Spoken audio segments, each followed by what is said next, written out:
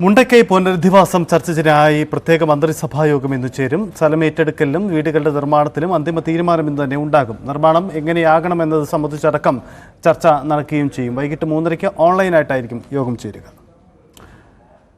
Dan Kurian ചേരുന്നുണ്ട്. Dan, വളരെ പ്രധാനപ്പെട്ട മന്ത്രിസഭാ യോഗമാണ്. പ്രത്യേകിച്ച് ഈ വയനാട് പുനരധിവാസം വൈകുന്നു എന്നത് സംബന്ധിച്ച് വലിയ ആക്ഷേപമുണ്ട്. പ്രതിപക്ഷം വലിയ സമരം നടത്തുന്നു. അവിടെ വയനാട്ടിലും പ്രതിഷേധങ്ങൾ ഉയരുന്നു. ഈ സാഹചര്യത്തിലാണ് ഇന്ന് ഞായറാഴ്ചയായിട്ടും അവധി ദിവസമായിട്ടും ഈ ഒരു പ്രത്യേക മന്ത്രിസഭാ യോഗം വിളിച്ചിരിക്കുന്നത്. എന്തുകൊണ്ടാണ് സർക്കാരിന് വേഗത്തിൽ ഈ അജണ്ട പരിഗണിക്കേണ്ടി വരുന്നത്?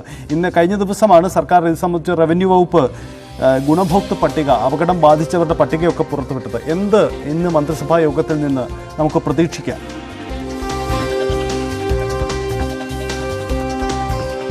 സജിത്ത്, ഗുണഭോക്താക്കളുടെ കരട് പട്ടികയാണ് കഴിഞ്ഞ ദിവസം റവന്യൂ വകുപ്പ് പുറത്തുവിട്ടത്. പക്ഷേ ഇത് പുറത്തുവിട്ട പട്ടികയിൽ ഗുണഭോക്താക്കളിൽ ഒരുപാട് പേർ തഴയപ്പെട്ടിട്ടുണ്ട്. മുണ്ടക്കൈ, ചൂരൽമലി പ്രദേശങ്ങളിലുള്ള ഒരുപാട് ആളുകൾ വീട് നഷ്ടപ്പെട്ട് ഇപ്പോഴും ആരുമില്ലാതെ വാടക വീടുകളിൽ ഒറ്റമുറിക്കുള്ളിൽ കഴിയേണ്ടി വരുന്ന ഒരുപാട് പേർക്ക് ഈ പട്ടികയിൽ ഇടം പിടിക്കാൻ കഴിഞ്ഞിട്ടില്ല എന്ന വ്യാപകമായ ആക്ഷേപം ഉയർന്നതിന് പിന്നാലെയാണ് പുനരധിവാസവുമായി ബന്ധപ്പെട്ടും ഈ വീട് നിർമ്മാണവുമായി ബന്ധപ്പെട്ട് അടക്കമുള്ള കാര്യങ്ങൾ വിശദമായി ചർച്ച ചെയ്യുന്നതിന് വേണ്ടി അടിയന്തരമായ മന്ത്രിസഭാ യോഗം ഉച്ചകഴിഞ്ഞ് 3:30 ഓൺലൈനായി ചേരാൻ മുഖ്യമന്ത്രി തന്നെ കഴിഞ്ഞ ദിവസം തീരുമാനമെടുത്തത്.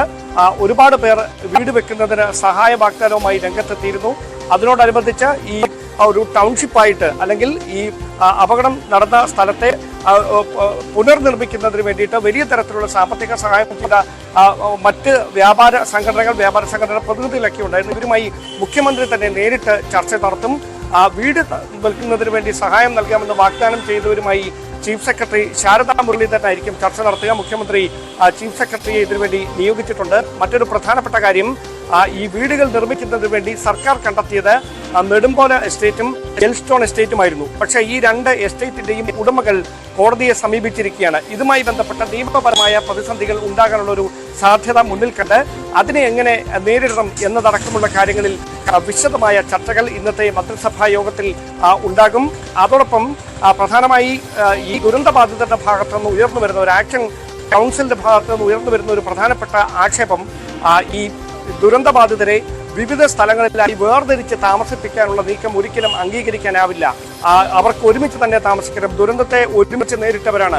അവർക്ക് ഒരുമിച്ച് തന്നെ ആ ദുരന്തത്തെ അതിജീവിച്ചവരാണ്. ഇനി ജീവിക്കുന്നതും അങ്ങനെ തന്നെ മതി എന്നൊരു നിലപാടിൽ അവർ ഉറച്ചു നിൽക്കുകയാണ്. അതുകൊണ്ട് ഈ ഒരു കാര്യത്തിൽ സർക്കാർ എടുക്കുന്ന തീരുമാനം നിർണായകമായി മാറും. എന്തായാലും കഴിഞ്ഞ ദിവസം ഉയർന്ന ഈ ഗുണഭോക്തൃ പട്ടികയുമായി ബന്ധപ്പെട്ട് വ്യാപകമായ പരാതികൾ ഉയർന്ന പശ്ചാത്തലത്തിൽ അത് പരിഹരിക്കുന്നതിന് വേണ്ടി അടിയന്തരമായ ഇടപെടൽ സർക്കാരിന്റെ ഭാഗത്തുണ്ടാകും.